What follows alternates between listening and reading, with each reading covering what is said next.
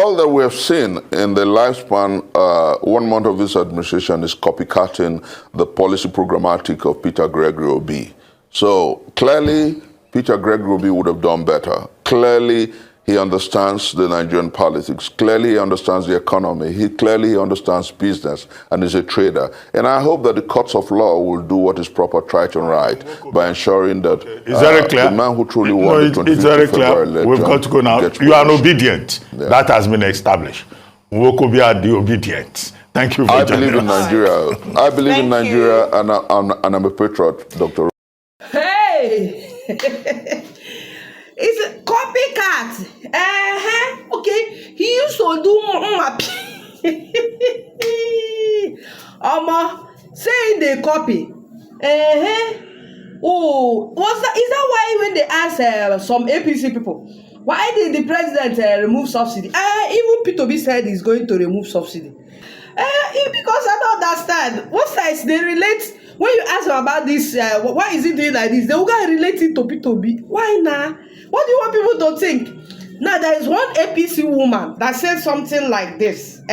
She said something like this. I'm going to put a video. She said everything that Asiwaju is doing now, because she listened to P2B's campaign and she saw P2B's manifesto, that everything that, let's see that woman, let's see her.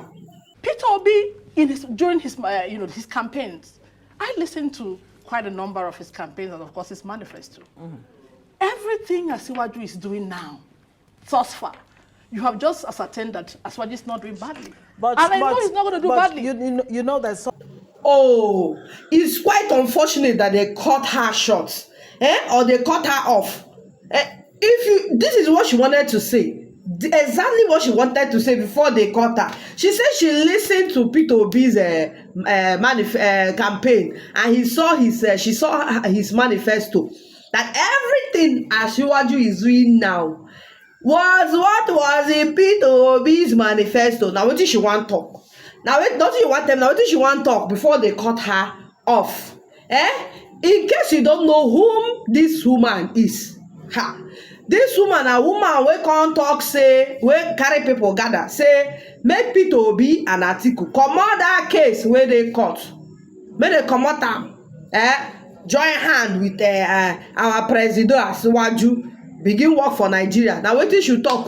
So now main APC person. Let's see the video where she tell them may they drop their charges against Asiwaju. We have deemed it imperative to use this medium to call on all selfless, well-meaning Nigerians and patriots across party lines everywhere around the globe to shield their swords with emphasis, to shield their swords and embrace this apparently transformational government of national unity and all-inclusiveness. Even though we are aware that it is the fundamental human rights of all aggrieved candidates to seek for a redress in the court of law, in national interest, we wish to use this avenue to crave the indulgence of all aggrieved candidates of other political parties who are seeking for redress in the tribunal to quickly withdraw their litigations against the president and join hands with him in the proposed national unity and all-inclusive government. Right. Joining us now is the National Coordinator, Coalition of Civil Society Organizations. You saw her moments ago. Dr. Lillian Ogbole, thank you so much for joining us on Newsnight tonight. My pleasure. Thank you very much. It's my pleasure. Well, just for emphasis, let's. What exactly is the basis of your call that Peter Obi and Atiku Abubakar should drop their cases against Tinubu? I mean, it's not. I don't recall that President Tinubu himself has even reached out to them to say, "Look, come join me in a government of national unity." Well, very quickly, like I have always said, the call for these two major candidates to withdraw their litigations from the courts and join His Excellency Bola Ahmed Tinubu in his unity government and the government of all-inclusiveness it's a national interest, as a matter of fact. It's a national interest because I think we have the opinion in my group that as a matter of fact, what Nigeria needs now is not problems upon problems, because we have had too many problems in the past. And especially when you have a president who has been, officially, voted for, is in power, and then is doing everything that he thinks is best for Nigeria. All Nigerians are applauding the president for the giant strides so far. They are applauding him for his policies that are very friendly, human-friendly, that is sub-national friendly. They are applauding him for being very proactive. They are applauding him for being very detribalized, for giving appointments to those that appointments are due for. And of course, he's shown the all-inclusiveness thus far by being very, very neutral, detribalized, and nationalistic. Does it serve Nigeria's democracy when you say that those who have gone to court seeking for justice for what they say is a travesty, in the sense that the election was robbed from them, at least the outcome of it? I mean, don't you think it will deepen Nigeria's democracy to allow this case to run its full course? You see, when you talk about deepening of Nigerian democracy, it's relative. In the first place, what is democracy? What is the essence? What is the aim of democracy?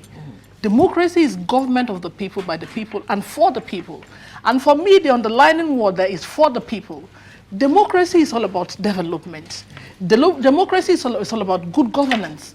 Democracy is all about building of infrastructures. It's all about strengthening democratic institutions. It's all about the ordinary man, the ordinary people. And it's about good service, good administrative service to the people. If election has been conducted, of course the election was conducted, and there are various allegations left, right, and center. Every candidate is accusing the next candidate of one fraudulent activity or the other, and all of that. They are all accusing themselves. But what we are saying now is this: the election has come and gone, and for us, the major reason why anybody contested in the first place is to deliver on the dividends of democracy to the people. Now we have a candidate whom a lot of people were against ab initio. Many people were against him. There were too many stories left, right, and center about his health, about his personality, about his capacity, and so on and so forth. But thus far, he has been able to prove himself. He's been able to prove them wrong by doing what the needful, what is right. His policies, his socioeconomic policies have been second to none. He started on a very good note, on very good footing. Policy is daring what so many governments in the past were not able to dare. He is doing what any candidate who thought he was going to rebuild Nigeria is doing. Okay.